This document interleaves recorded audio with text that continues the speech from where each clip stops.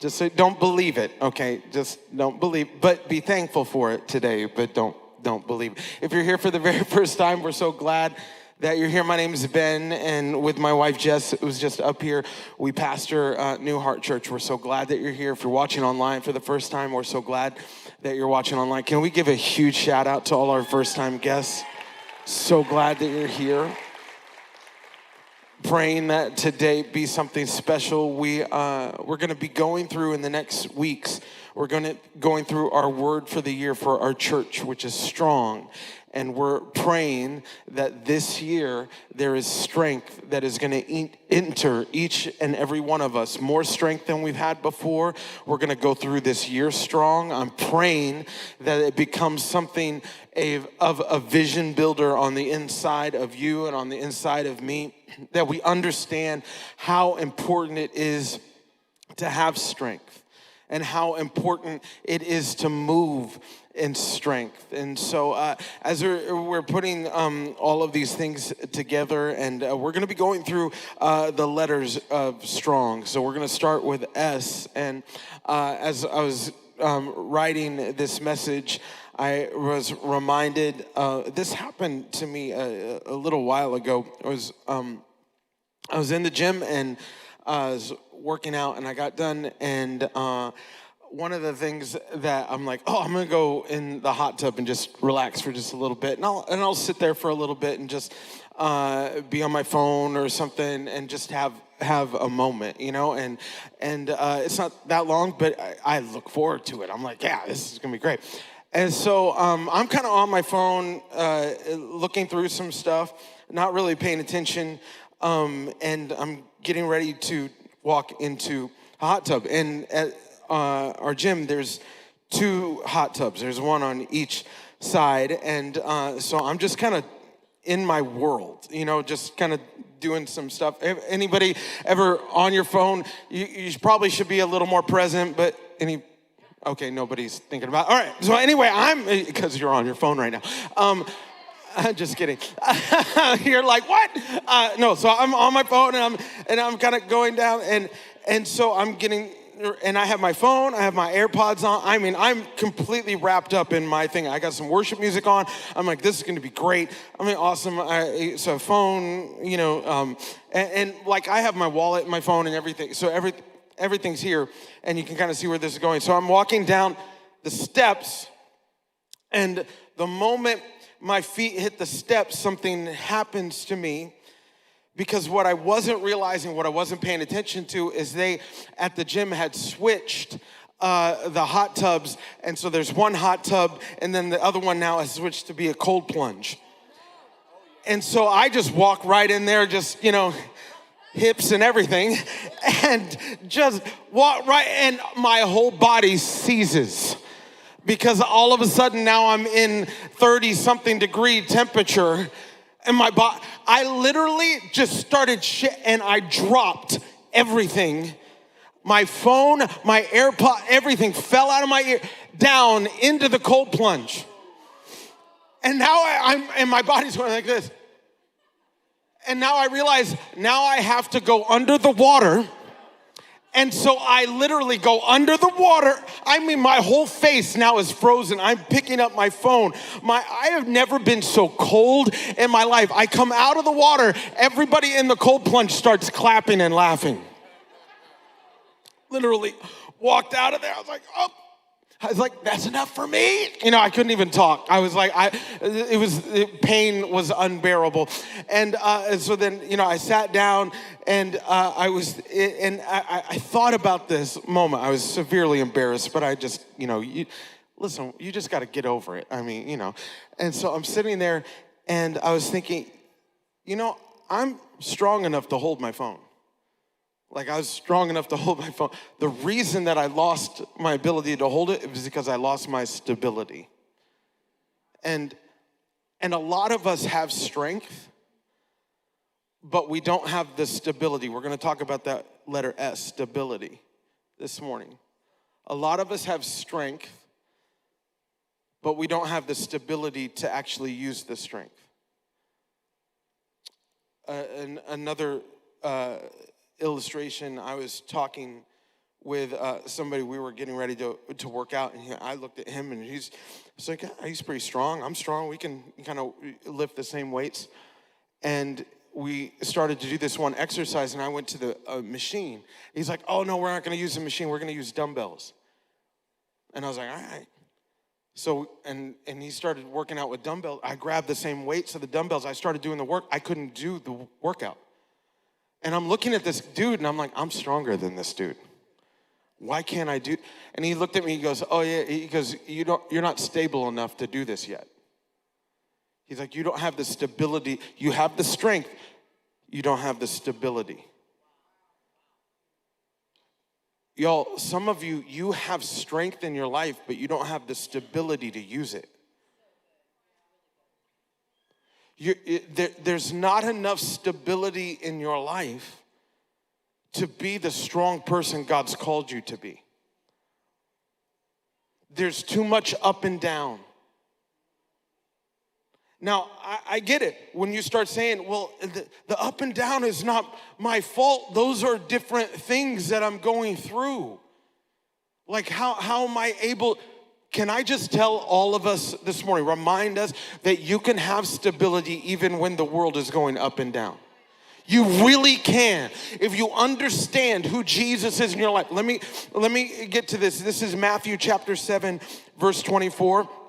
Matthew 7:24, anyone who listens to my teaching and follows it is wise. This is Jesus talking. Like a person who builds a house on solid rock. Though the rain comes in torrents, though the floodwaters rise, though you go through relationship problems, though you might go through some relationship issues, though you might go through some financial testing, though you might go through some political stuff, though you might go through some things at your job and the winds beat against that house, it won't collapse because it's built on bedrock. There is stability that comes from Jesus and Jesus alone that allows you to go through things with your kids, that allows you to go through things with your family, that allows you to go through things in your own mind when you're fighting through depression and when you're fighting through anger and when you're fighting through unforgiveness. Even though it feels like it's going up and down and up and down, Jesus can give you the stability to stand and keep walking through some stuff that feels like it's going to throw you around. I'm telling you right now,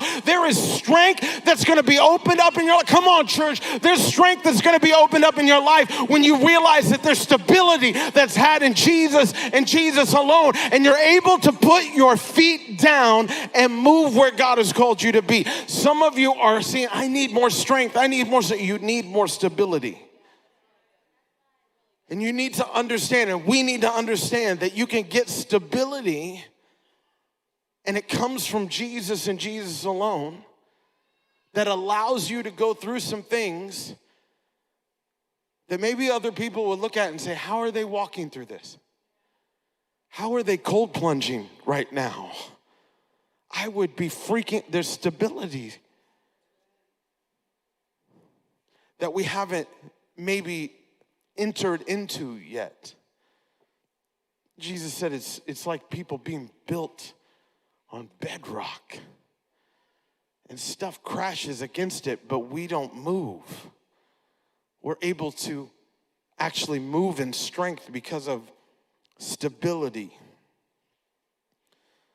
Let me read this, Matthew chapter 14. We're going to spend the rest of the morning here. Matthew chapter 14, verse 22. How's everybody? You good? Stability? Everybody good? Okay, all right. Well, Matthew chapter 14, verse 22. Immediately after this. Immediately after what? Let me back up just a little bit. Jesus had just fed the 5,000. Or 5,000 men. So there's more women and children with that number. So this is a huge win, everyone. Y'all, this is a big one. All right, where everybody was starving, Jesus said, God can do this. Like, this is a miracle upon miracle upon miracle that nobody had ever seen. So Jesus is like, wow, let me show you what God can do. The disciples are like minds blown. Like, I've never seen any of this. There are maybe 15,000 people that are like, we actually just saw the miracle of miracles of miracles. It's so much so that in another in another gospel that Jesus was worried that they were going to take him and make him king. Because they were like, this is the most incredible thing we've ever seen. So immediately after this, Jesus insisted his disciples get back into the boat, cross to the other side of the lake, while he sent the people home. After sending them home, he went up into the hills by himself to pray. Night fell while he was there alone. This is really important to your stability. And we're going to get through this talking about this stability, but let me spend some time here and maybe something that we haven't spent some time on for the next couple of minutes. If you want stability, you have to seek God after a victory, not just in battle.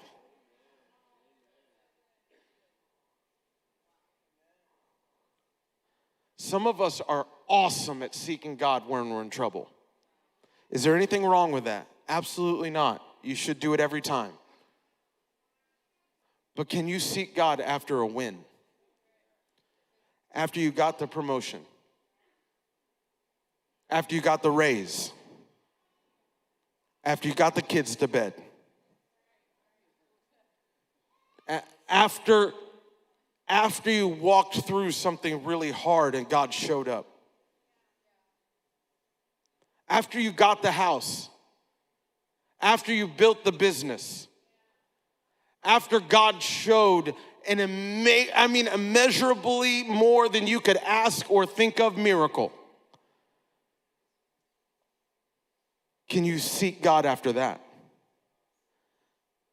That's where you get some stability that maybe you haven't had before.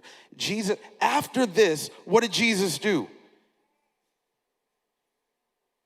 He took a nap. He chilled out with everybody and talked about how awesome it was that we got the food. He spent time with the disciples high-fiving each other and being like, that was awesome. How many basketfuls did we have? 12? Wow, this is amazing. What did it say? He went up into the hills by himself to what? Pray. Like, this is how you fill up. So you don't run on empty. This is how you rest. See, a lot of times when you win and you have a big win, a lot of us are like, I just need to rest. But do you know really how to rest? Because some of us, we think we know how to rest, but really what you know how to do and what you call rest is not rest, it's just numbing. It's not rest, it's just avoidance. But you call it rest. I just can't wait to get down and veg, and I'm just going to turn my mind off, and I'm going to put on Netflix and thank God for Netflix. I'm just telling you right now, you might feel like it's rest, but it's just avoidance. It's just numbing. It's just getting you outside of where you actually need to be. But full rest is actually putting yourself in front of God and saying, God, fill me up. Fill me up.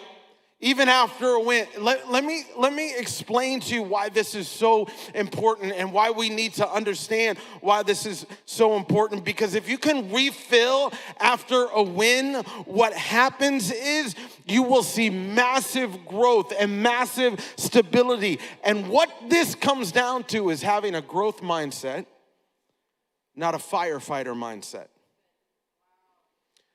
Let me explain what I'm talking about. And some of our staff, we've talked about this too. When you start understanding how to spend time with God after a win.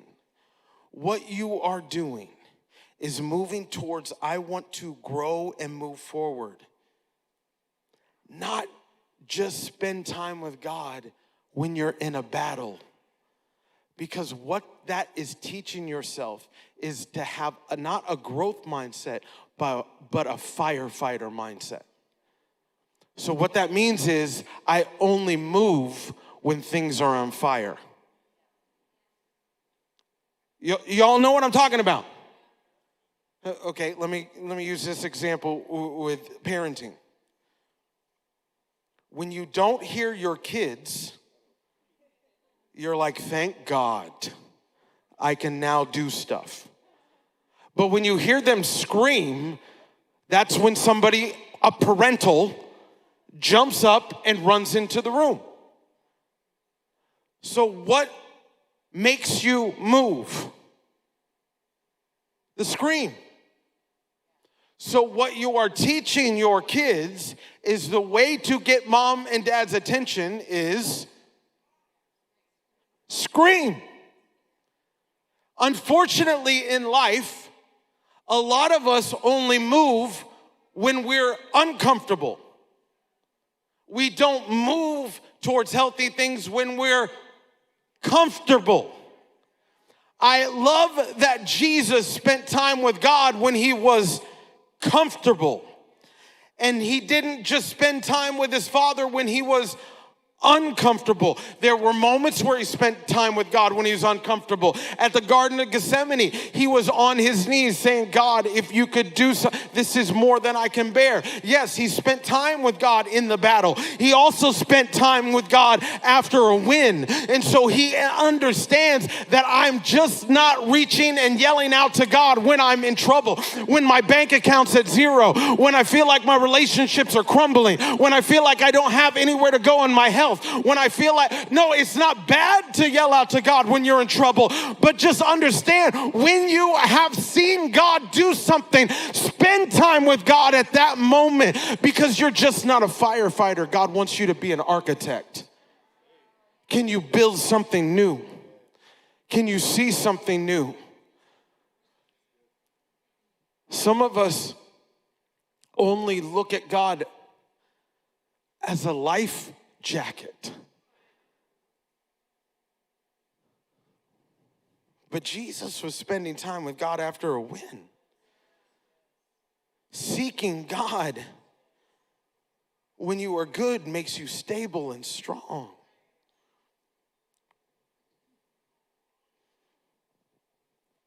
Just maybe look at yourself right now and say, do I only move when pain comes? Or can I move towards something healthy even when things are going good? That's a growth mindset. There's nothing wrong with being a firefighter, but you don't want to only have that mentality. Maybe God is asking you to pick up a hammer and nail and build something new. But you got to spend time with God after a win. Some of you are like, I got no wins right now. Just so you know, God sees you. You're not in the wrong place. I'm going to tell you, though, you're going to get a win. And don't look at yourself and say, way to go. You did so good. Spend time with God and say, God, if it wasn't for you, I wouldn't have this. If it wasn't for you, I wouldn't be here. If it wasn't for you, I love that song, Oh You Praise. Look at all the different things you've done in my life. God, I'm going to seek you even when I don't feel like everything is falling apart. So you can see God wants to build something new, not just manage a burning building.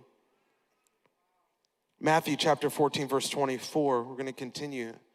So meanwhile, the disciples were in trouble, far away from land. For a strong wind had risen and they were fighting heavy waves. You ever feel like that? Feel like, man, I just left something really good and now I'm in a fight. Like, why did I listen to Jesus? I should have just stayed with him over here. But no, Jesus sent me out into the... God, why did you send me out here? Anybody ever feel that? I felt like God said yes, and now I'm in a fight. Now you're in the middle of it. Waves are going all over the place. This is the disciples. About 3 o'clock in the morning, Jesus came towards them walking on the water. I love that Jesus comes to us when we're in trouble, right?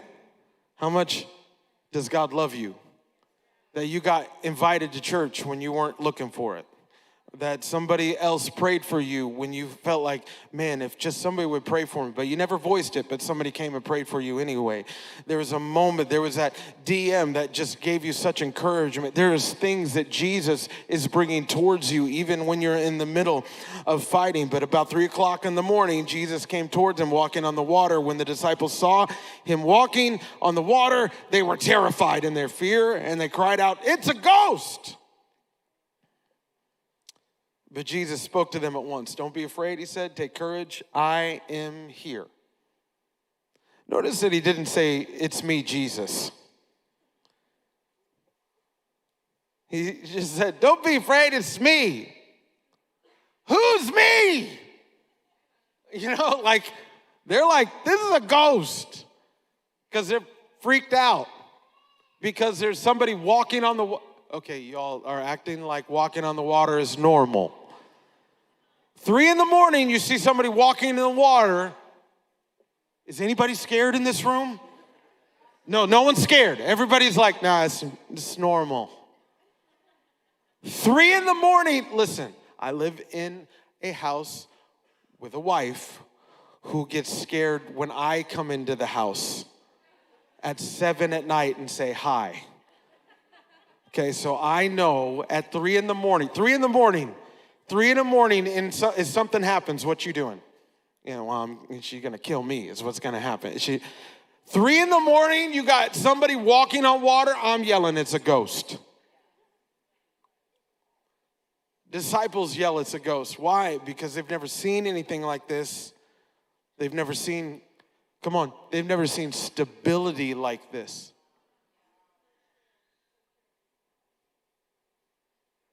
And if we have Jesus' stability, we can do what he does, right? Now, don't go walk out water after this. You're like, he told me to. No, it's weird. Don't do that.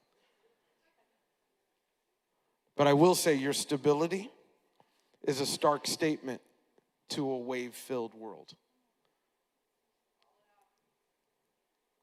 There are so many people that will look at your stability and think it's a ghost.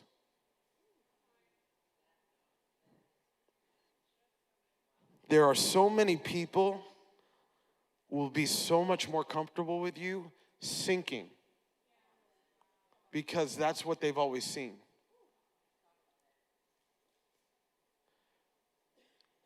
The way your finances are, you should be sinking right now. The way that your family is, you should be sinking right now. The way that you're going through in your job, you should be sinking. The way that you're working right now, you should be sinking. I'm more comfortable with you sinking. But the fact that you are walking right now, your stability is, in fact, I've never seen that before. And it's so unsettling. That's a ghost. Like, I've never seen that before. Listen, there are a lot of people in your world that are a lot more comfortable with you sinking than walking. But Jesus gives you the ability to have stability. And gives you the ability to walk where other people sink.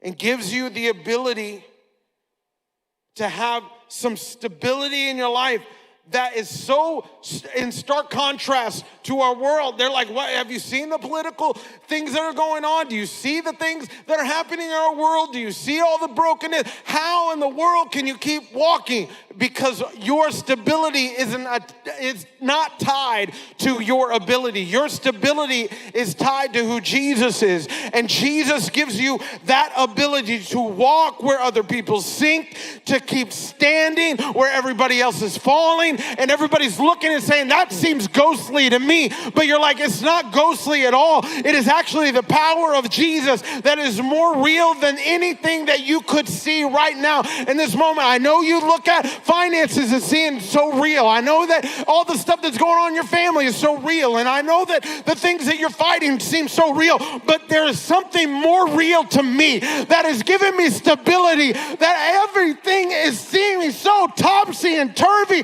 and wavy, but I can't stand in some stability that might look weird to you. I think about this story, and I think about a lady in our church that I met, that Jess and I met. Her and her husband, we met about 15 years ago when we just started. Walked through the doors of our church. And we met them, and we invited them to our Connect group right away. This is some of the first people that we met here. They came on a Sunday night, and I think a Monday or Tuesday I got a phone call.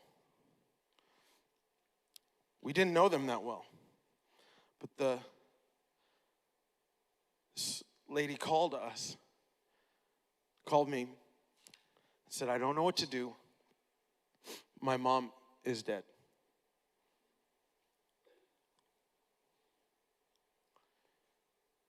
All of a sudden, you're sinking.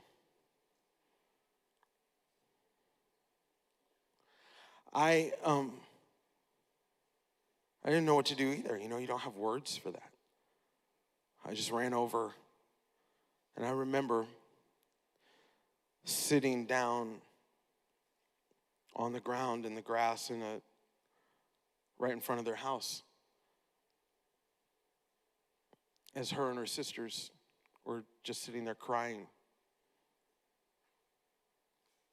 I don't have any relationship yet with them, but I'm just going to try to be there. And so we talk a little bit and pray, and I'm heartbroken. And I leave. A couple days after that, I get a phone call and said, my world is done. My dad is dead. From this same girl. And in a week and a half's time, in this church, I'm having a double funeral with the most beautiful family, and their world is crumbling. And I'm like, God, where are you?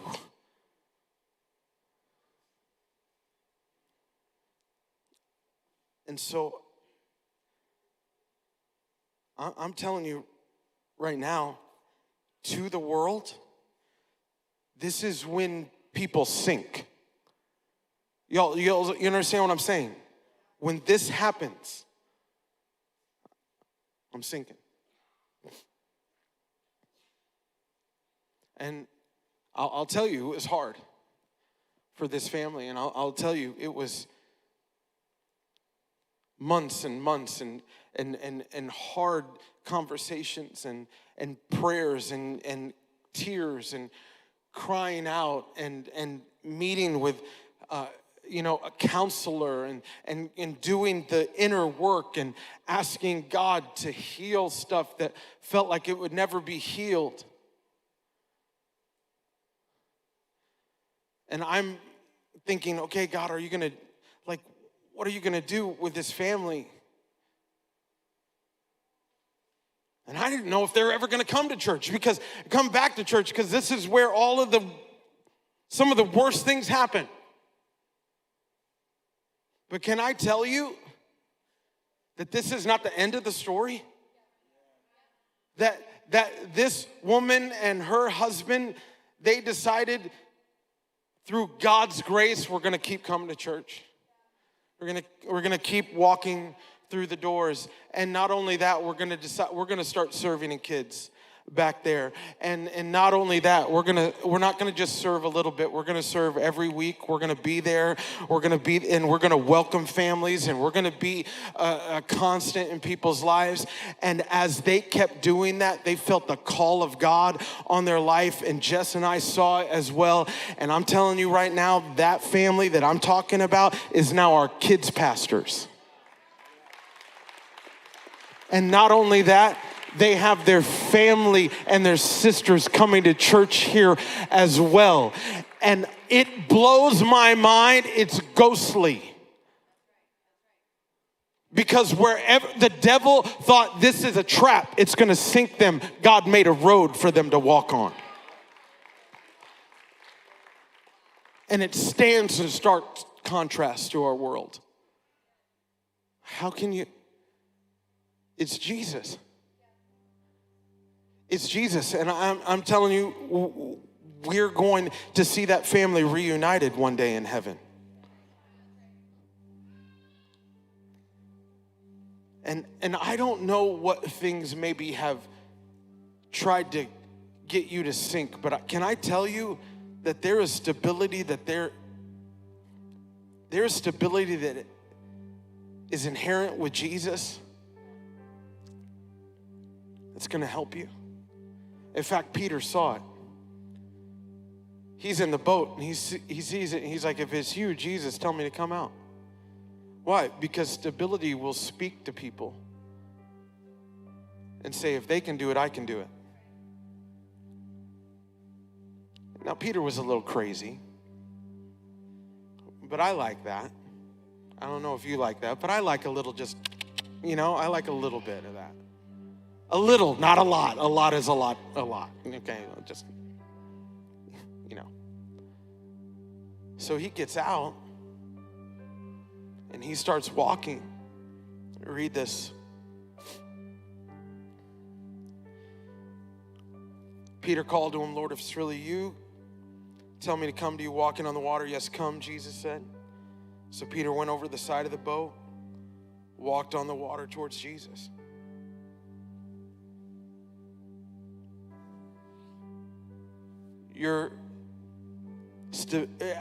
I'll tell you this, our church,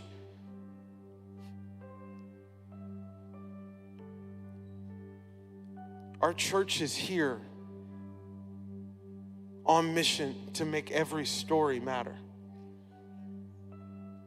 And yes, your story matters. As I'm talking about Tiffany and Philip's story, it matters. It matters. Can I just shift that just a little bit for this morning? Yeah, your story matters. You know what? Your stability matters. And your stability will speak to people. Peter gets out, starts walking. With the power of Jesus, he's walking. And then it says this in verse 30, but when he saw the strong wind and the waves, he was terrified and began to sink. Save me, Lord, he shouted. But when he saw, your stability isn't tied to your feet, it's tied to your eyes. So what are you looking at right now? You could be looking at so many things that don't have any stability in them.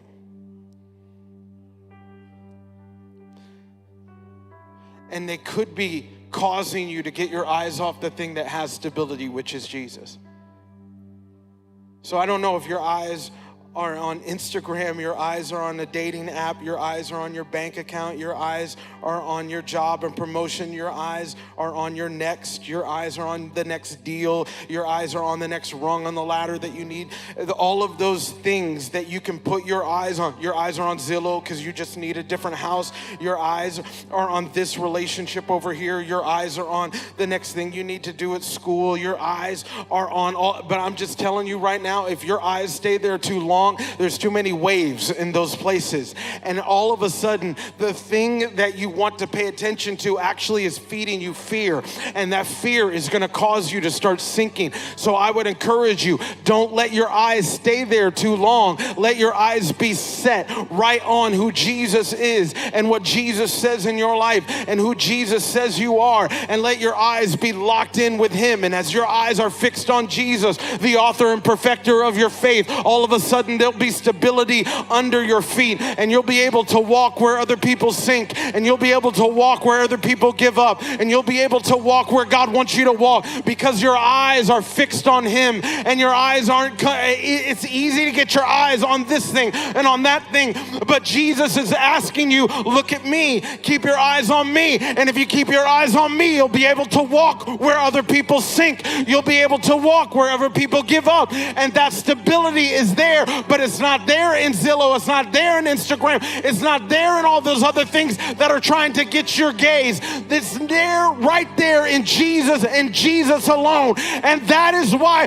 we lift up Jesus. We don't lift up a church. We don't lift up a person. We don't lift up a political system. We don't lift up this or that. We lift up Jesus and Jesus alone. Because when we put Jesus in the forefront of who we're looking at, stability gets under our feet and we're able to walk where God has called us to walk. I'm not asking you to do this in your own strength. I'm asking you to put your gaze on Jesus. And when you put your gaze on him, all of a sudden things strengthen where they need to strengthen. And you have stability in places where everybody else says, that's a ghost. Because I'm looking at Jesus. But some of us, and let's stand to our feet. I'm going to pray in just a moment. Some of us, you might feel like Peter right now, that the waves are overtaking, that you're starting to sink, the water's getting over your knees right now. You were walking at one point, but you're like, hey, I came to church and I feel like I'm just bailing water out because I'm sinking. I don't want to sink, but I don't feel stable. Then I would say for all of us, take a page out of Peter's book. When he felt like he would, come on church, when he felt like he was sinking, what did he do? Jump back in the boat. No! What did he do? Yelled out for Andrew. No! What did he say? Jesus, help! You feel like you're sinking right now, there is one thing and one thing only to yell. Jesus, help me. I just need your help. I just need your, and what happened in that moment? I'm telling you what happened. Jesus looked at him and said, stupid Peter, stop looking at the waves. What do you say? No, I'm not helping. You got yourself into that, you get yourself out. No. When Peter said, Jesus help, what did it, Jesus, verse 31, Jesus immediately reached out. Immediately. You want help today? Reach out to Jesus immediately, right now, today. Not tomorrow, not Monday, not Tuesday, not next week. Right now, in this second, he will reach into your situation and pull you into stability. Immediately, all over this room. Come on, let's reach out to God. Wherever you feel a little sinking, right now at this moment, Jesus, we need you. We need you. We need you. Come on, church. We need you. I need nothing else but Jesus.